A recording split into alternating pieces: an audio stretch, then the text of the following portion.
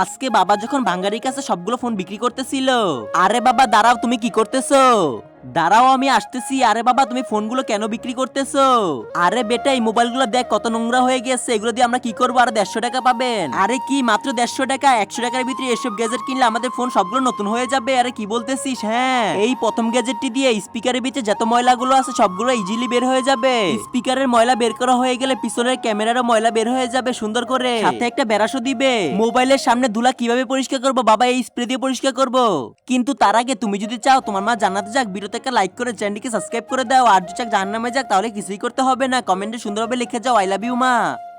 Spray দেওয়া হয়ে গেলে সাথে যে ফোমটা থাকবে ফোমটা দিয়ে একবার সুন্দরভাবে পরিষ্কার হয়ে যাবে। এই দেখো। আর আমাদের চার্জিং পোর্ট নষ্ট হয়ে যায়, তার জন্য এই গ্যাজেটটা চার্জিং পোর্টের ভিতরে দেওয়া হয়ে গেলে এটা স্পিকারের ভিতরে দিতে হবে। স্পিকারের ভিতরে দেওয়া হয়ে গেলে বাবা তুমি দেখার কোনো ময়লা ভিতরে যাবে না। আর বন্ধুরা তোমরা যদি এরকম ভিডিও পেতে চাও তাহলে ভিডিওতে লাইক করে চ্যানেলকে সাবস্ক্রাইব করো।